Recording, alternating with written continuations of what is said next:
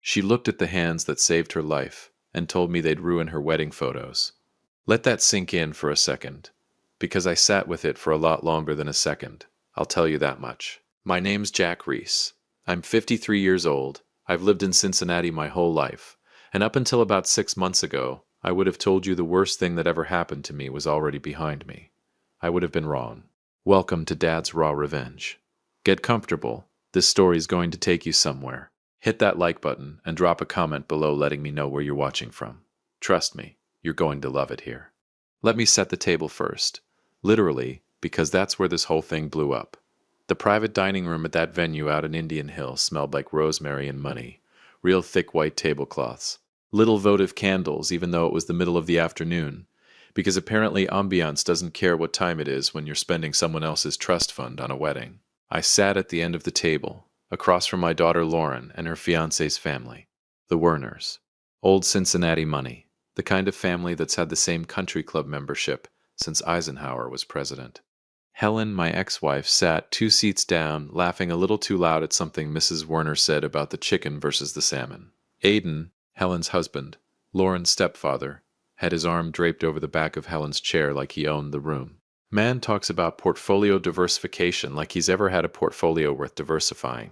25 years I raised that girl. 25 years and I'm the guy sitting at the end of the table like an afterthought. The server set down these little ramekins of braised short rib, and I reached for my water glass. That's when I saw Lauren's eyes drop to my hand. I know what she saw. Everybody sees it eventually. The skin on the back of my right hand doesn't look like skin anymore. It's tight, shiny, pulled in these ridges like wax that melted and hardened wrong.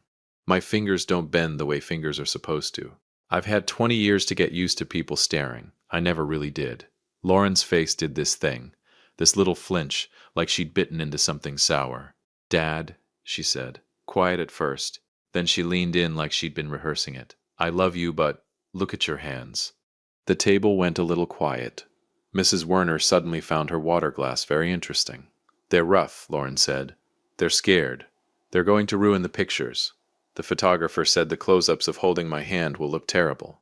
She practiced this. She practiced this speech in a mirror somewhere. "Aidan just looks more the part," she went on. "And God help me," she gestured at him like she was doing a car commercial. "He's got nice hands. He wears a ring well. And the groom's family is very high society, and I don't want things to be awkward."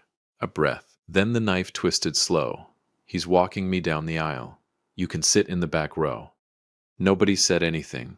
Aidan had the decency to at least look uncomfortable, staring hard at his short rib like it owed him money.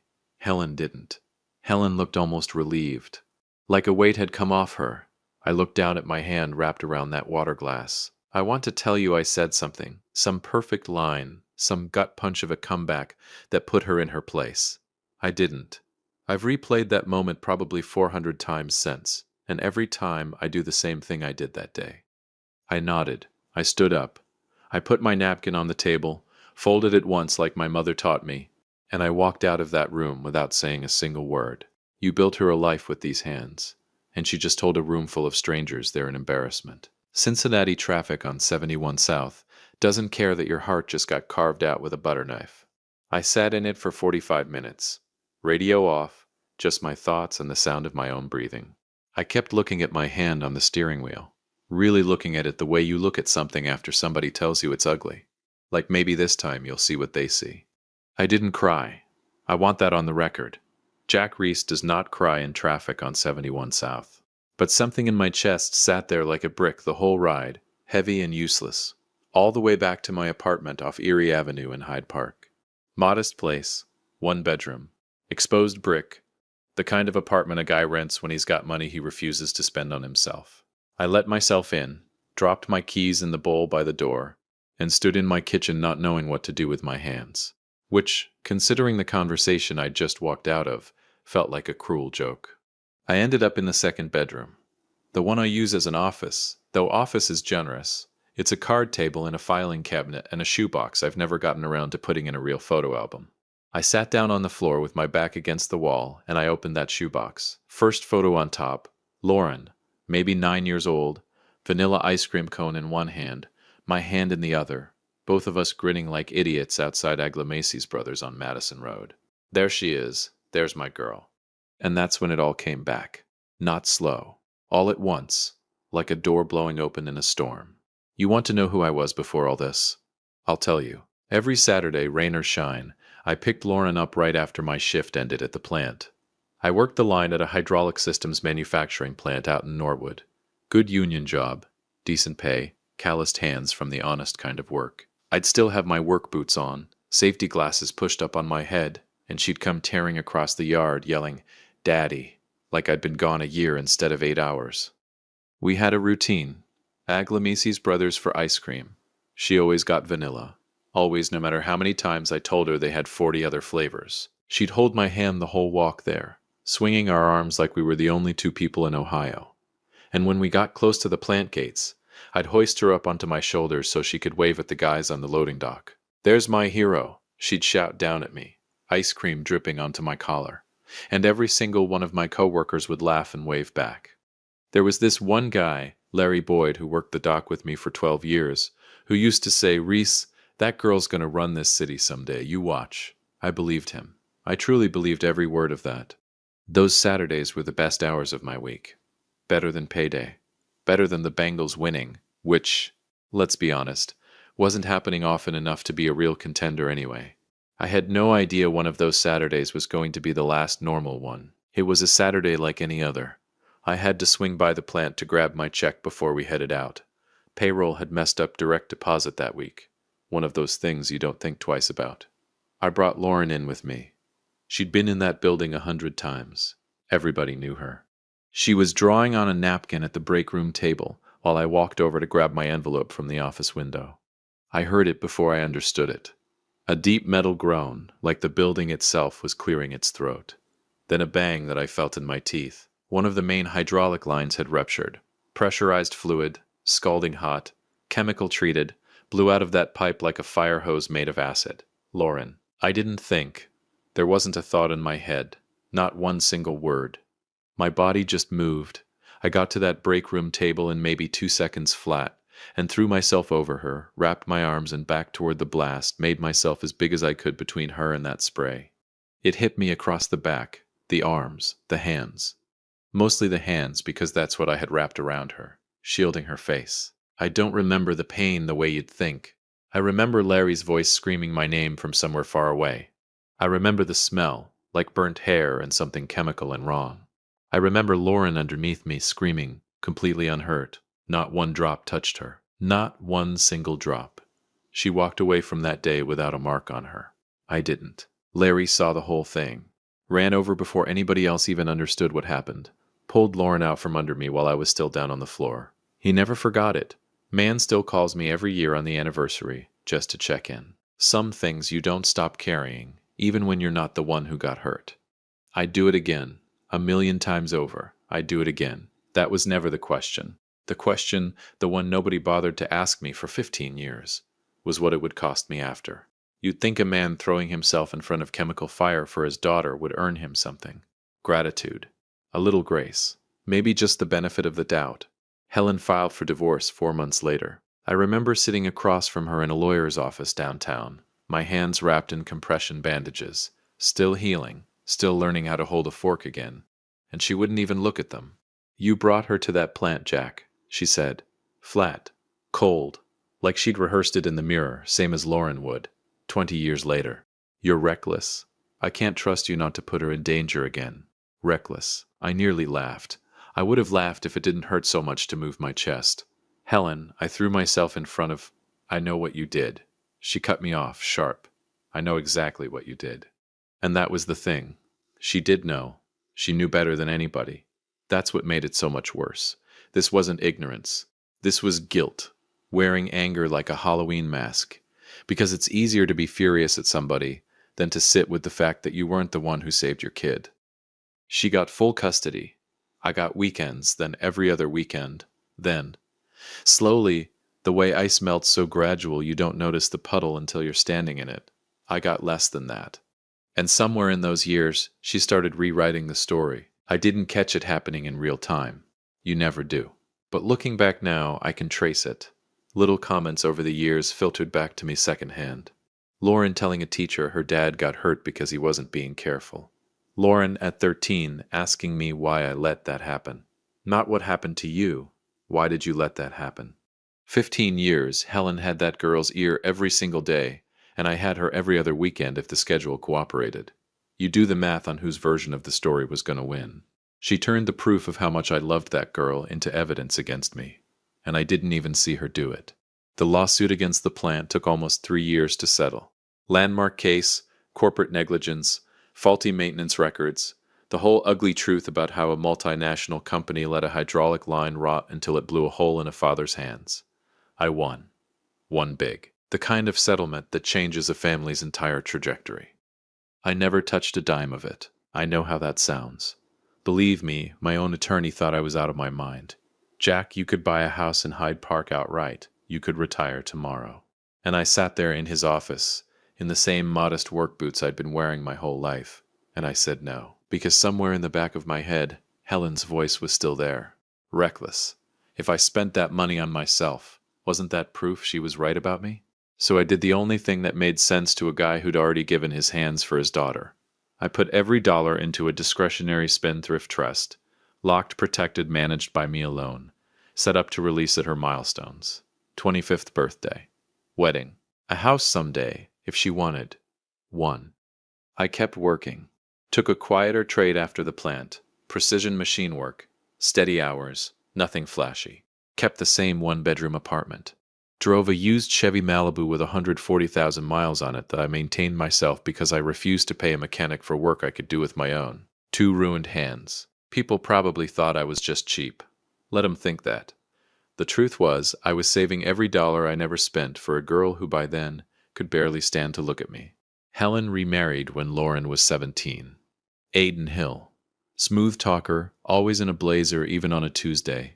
Drove leased luxury cars he swapped out every 2 years, like they were sneakers. Called himself a commercial businessman, which in my experience is what guys say when they don't actually have a business. I didn't think much of him at first. Figured he was harmless. Charming, sure, the way a used car salesman is charming. But harmless. I was wrong about that too. Somewhere around Lauren's early 20s, Aiden started taking a real interest in her finances. Not mine. He knew I kept the trust locked up tight, not getting past me on that front. But her future access to it. Started talking to her about protecting her inheritance, about smart positioning before the payout hits. Smart positioning. That's a fella who's never had 2 nickels of his own money to position anywhere. He walked her through paperwork one night, I know this now, pieced together after the fact. Paperwork that used her future trust distribution as collateral on some commercial loan he needed for a business venture that never quite existed the way he described it. Told her it was routine. Told her it was safe. Told her, probably with that same smooth Cadillac salesman voice, that she needed to sign it to protect what was coming to her. She trusted him.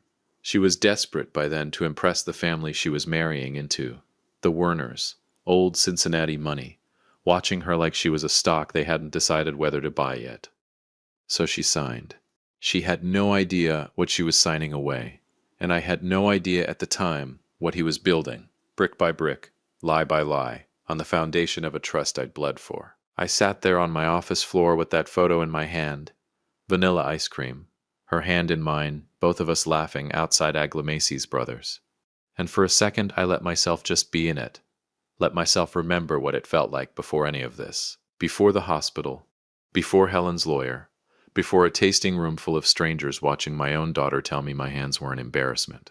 I gave her everything I had left in me, and she looked right through it like it was nothing. I don't know how long I sat there, long enough for the light outside to go orange, then gray, then nearly gone. My phone rang. I looked at the screen. Number I didn't recognize. Cincinnati area code. I almost didn't answer it. A man who saves his daughter's life for free will not save her wedding for a lie. That's what I decided, sitting there with that phone buzzing in my hand, the room around me gone dark except for the glow of the screen. I want you to remember that line, because everything that happens next comes out of it. I answered, Mr. Reese? A woman's voice, young, a little rushed. Hi, this is Becky. I'm the events coordinator over at the venue for your daughter's wedding. I'm so sorry to bother you. I know it's late. Here we go. I'm so sorry to bother you, she said again. but we're having some issues with the final payment. The automated wire transfer from your attorney's office failed to clear this afternoon, and the bank notified us that the funding source has been completely blocked. The bride's mother said to call you directly and that you would handle it. Is everything all right?"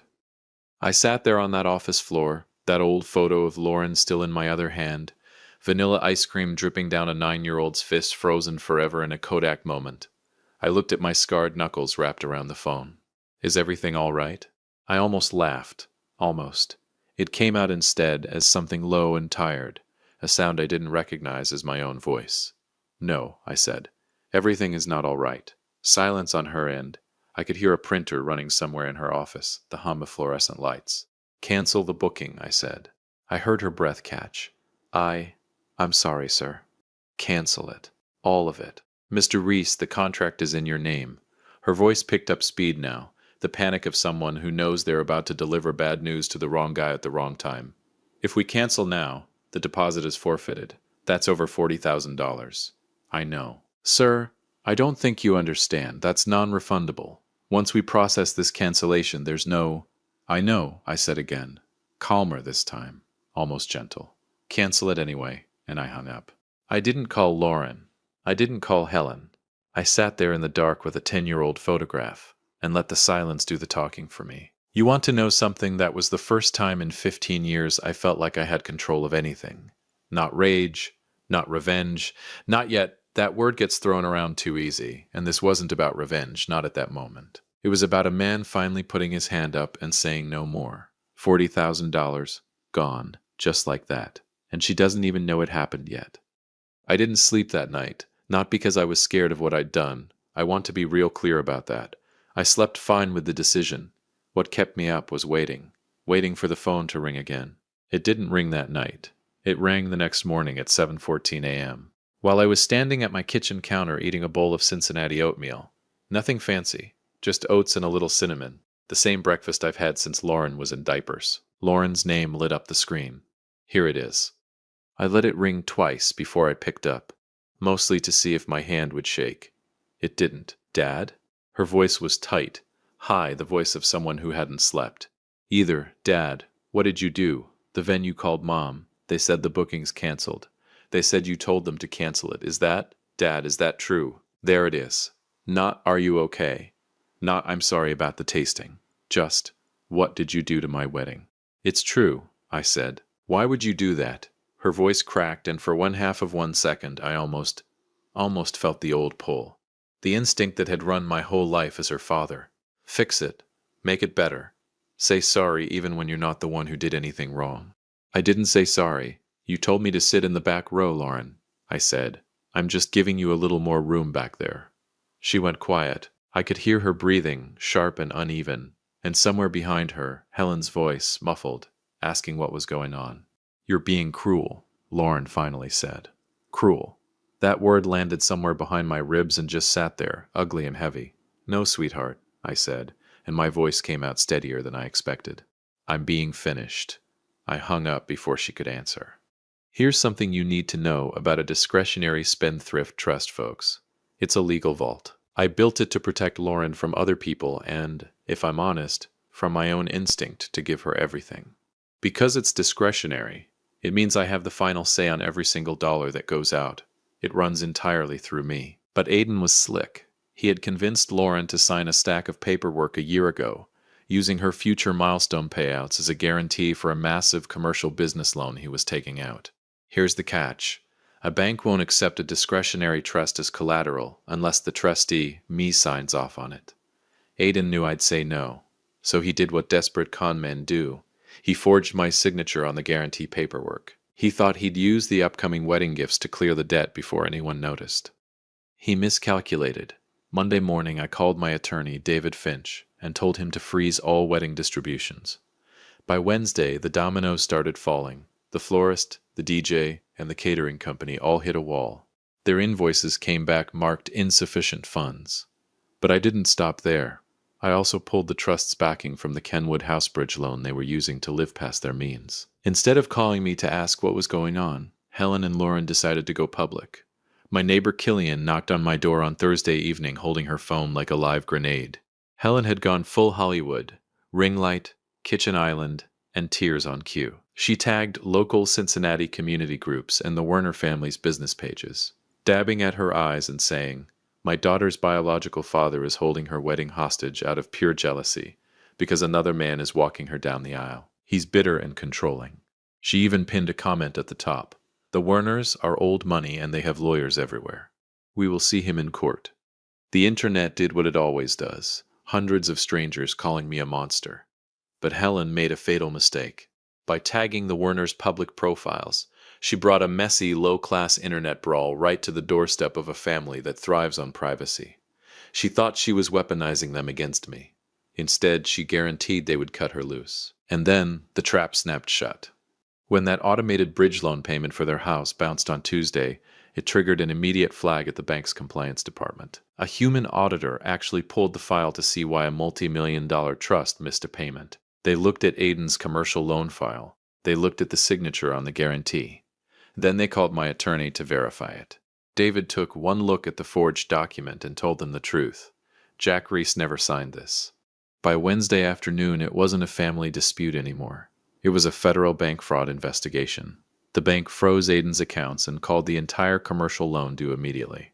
At the exact same time, David enforced the penalty clauses on the house bridge loan. Their mortgage payment more than tripled overnight, giving them 30 days to pay or vacate. Aiden Hill, smooth-talking commercial businessman, was staring down a federal loan default and eviction inside a house he couldn't afford, sitting next to a wife who just torched her ex-husband's reputation on the internet for a wedding that no longer had a venue.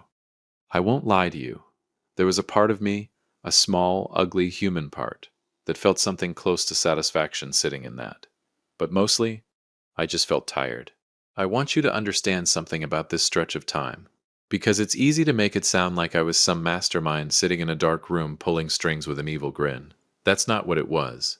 Mostly, it was quiet. I went to work. Precision machine shop out in Blue Ash. Same as always. Clocked in. Did my job. Kept my head down. Came home. I stopped by Skyline on Erie a couple nights that week. Sat alone at the counter with a three-way and a coney, because some things a man does just to remember what normal feels like. I didn't check Facebook. Killian did that for me, God bless her, showing up at my door every couple days with updates I never asked for but somehow needed to hear anyway. They deleted the second video, she told me on a Friday. The one about the Werners. That's so, Jack. She looked at me the way people look at you when they're trying to figure out if you're okay. You all right? Was I all right? I thought about that tasting table, about Lauren's face when she looked at my hands like they belonged to a stranger, about 25 years of Saturdays, vanilla ice cream, a little girl on my shoulders yelling, "There's my hero," to a loading dock full of guys who believed it just as much as I did. I will be, I told Killian. And for the first time in a long while, I actually believed it. Because somewhere out past Kenwood, a house was about to lose its funding. A wedding venue had already lost its deposit. A stepfather was about to lose a whole lot more than a leased Cadillac. And none of them saw what was coming next. My phone buzzed on the counter. Text message, no name attached, just a number I recognized as Helen's sister, somebody who hadn't spoken to me directly in almost a decade. "Jack, you need to see this. Call me." I stared at that message for a long moment. Whatever this is, I thought, it's not going to be good news. I picked up the phone and dialed. If you have been listening for a while, drop your thoughts in the comments. Hit the like button while you're at it, and be sure you're subscribed. Some men beg on their knees for money. My daughter did it in my living room, and I still remember every word. I want you to sit with that for a second, because it took me a long time to sit with it myself. Let me back up. That phone call from Helen's sister, a woman named Peggy who I hadn't heard from since maybe 2015. That was the first domino I didn't push myself. That one just fell on its own. "Jack, it's Peggy," she said when I called back, voice tight and rushed. "I probably shouldn't be calling you. Helen would kill me. But somebody needs to. Peggy, what's going on? Aiden's gone." I sat down on my kitchen stool. Gone where? Nobody knows. The second the bank auditors flagged that forged signature and froze his accounts, he knew the game was up. He packed a bag that very same night and just left. Didn't say a word to Helen. She woke up to an empty closet and a house surrounded by federal investigators serving a warrant. He knew the fraud charges were coming, Jack. He ran before they could put the cuffs on him. A total coward. Runs the second the money dries up. I called that from day one, and I still hate being right about it. And the house? I asked, already knowing. Notice of default came Thursday. They've got 30 days before the bank starts foreclosure. I looked down at my own hand wrapped around the phone. Scarred knuckles. Tight, shiny skin. The same hand that got called ugly at a tasting table not even a month before. These hands paid for that house. And the man who called them beautiful enough to walk my daughter down the aisle just abandoned her the second things got hard. Funny how that works. Thanks for telling me, Peggy, I said. Jack? She hesitated. Are you going to help them? I didn't answer that question. Not because I didn't know the answer. Because I wasn't ready to say it out loud yet, not even to Peggy. I just said goodnight and hung up. I heard about the rest through Killian. Same as everything else that month.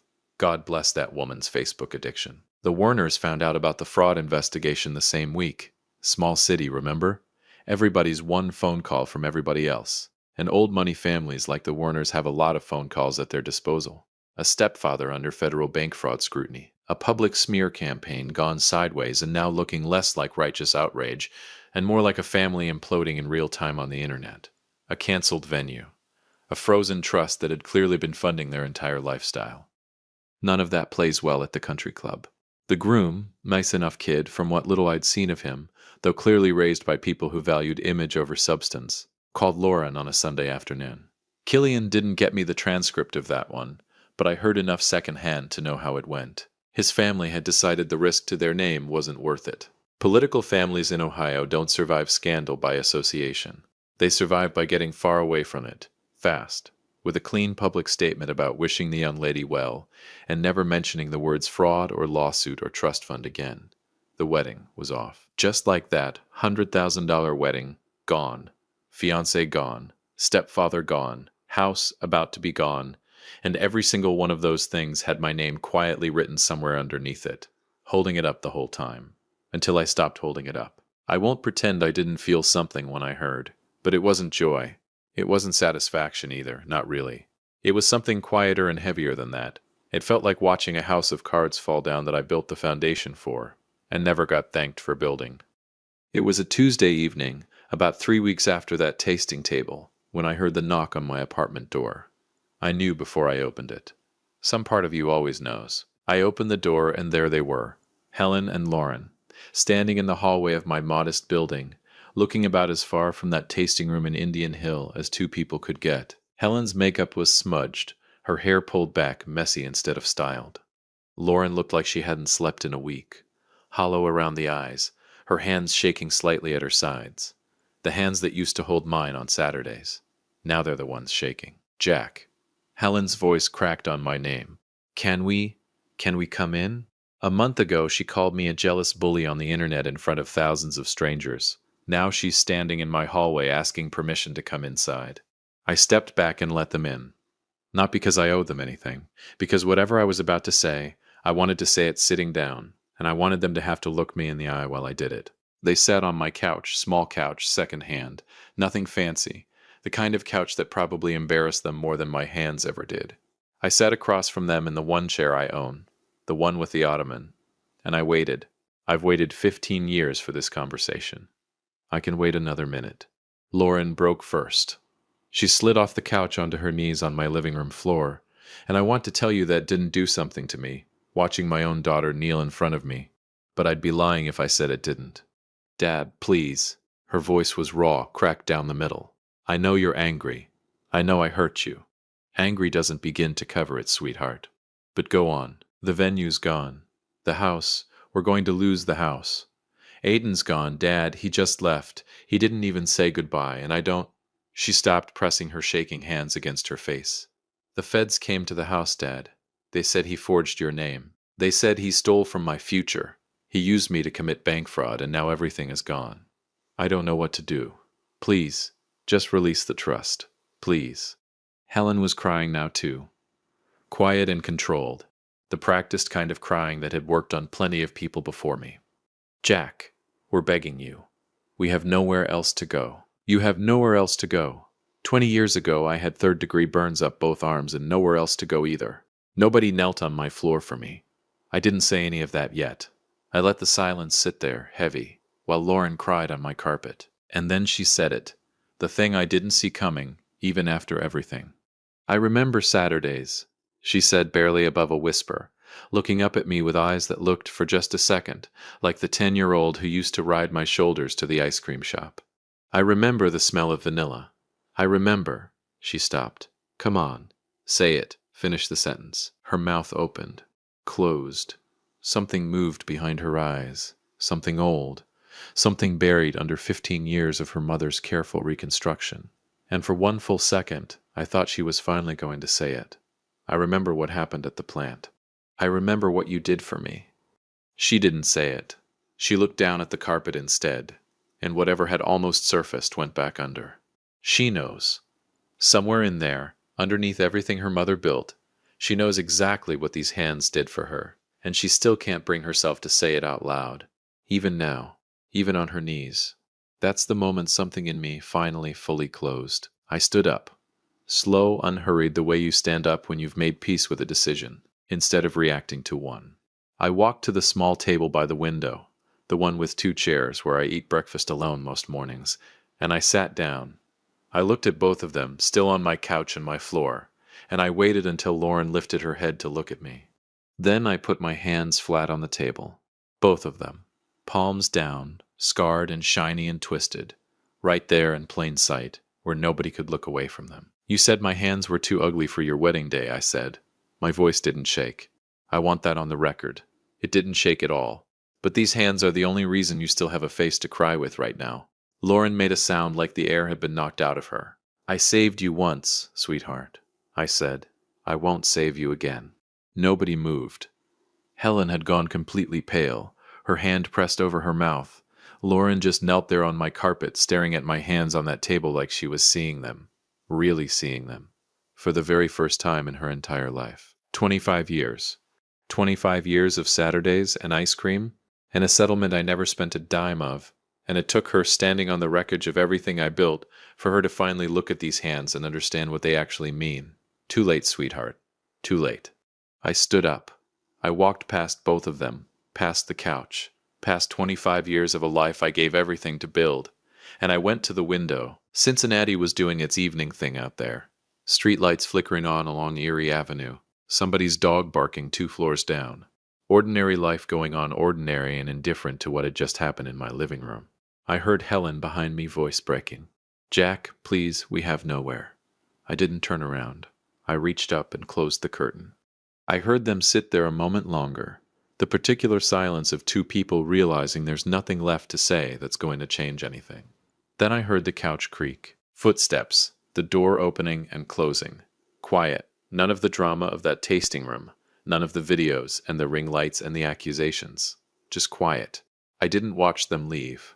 I stood at that closed curtain a long time, my scarred hands resting on the windowsill, and I let the apartment go silent around me. I'll give you the rest quickly, because you've earned the ending, and I don't believe in dragging out good news any more than I believe in dragging out bad news. Helen and Lauren were out of the house within the month. Because it was an unbacked bridge loan and not a standard mortgage, the bank moved fast, giving them 30 days to clear out before the locks were changed. It was quiet and unglamorous. None of the internet fanfare that came with the accusations. Last I heard through Peggy, they'd moved into a 2-bedroom rental in Norwood. Modest, unremarkable, the kind of place I'd lived in most of my adult life while they were living in a colonial with a pool. Funny how that worked out. Aiden never resurfaced in Cincinnati. Word got around eventually, through the same small city grapevine that told me everything else, that the bank fraud investigation turned into actual federal charges. Wire fraud, false collateral representation, the whole ugly list. Last anybody heard, he was somewhere down in Florida, living under considerably less luxury than the leased Cadillac days, waiting on a court date he couldn't smooth-talk his way out of. A total coward to the end. Didn't even have the spine to face what he built. The Werners never spoke to Lauren again. Not one call, not one message, nothing but a clean, well-lawyered silence. The kind rich families are very, very good at. As for the trust, I never released it. Not the wedding money, not the house money, none of it. David Finch restructured the whole thing eventually, locked it down tighter than before, with new terms that made sure nobody but Lauren herself, as an adult making her own honest choices, could ever touch it again. No stepfather, no mother, no fiance's family pressure. Just her, if she ever earns her own way back to deserving it. Maybe someday she will. That's not up to me anymore. That's up to her. As for me, I still live in that same one-bedroom off Erie Avenue. Still drive that same Chevy Malibu. Still work the same quiet trade out in Blue Ash. Still stop into Skyline some nights for a three-way and a coney. Alone at the counter. Same as always. Larry still calls me every year, same as always too, right around the anniversary. Last time we talked, he said something that stuck with me. You did good, Reese, he said. Not the wedding thing. The other thing. 20 years ago. You did good. I know, Larry. I've always known. It just took the rest of the world a little while to catch up. Some Saturdays, when the weather's right, I still walk down to Agla Macy's Brothers. I still order vanilla, even though I've never once liked vanilla. Never did. Not really. I just liked watching her eat it. I sit at the counter alone now, and I look down at my hands, these scarred, twisted, ugly, beautiful hands, and I think about a 10-year-old girl on my shoulders, screaming there's my hero to a loading dock full of men who believed her. Completely. I'd still do it again. A million times over I'd still do it again. That was never the question. It was never going to be the question. The question was whether she'd ever be brave enough to say thank you. She wasn't. Not yet, anyway. But these hands? They're not waiting around for it anymore. If you enjoyed this story, hit that like button, subscribe, and drop a comment below. Let me know where you're watching from. I will see you on the next one.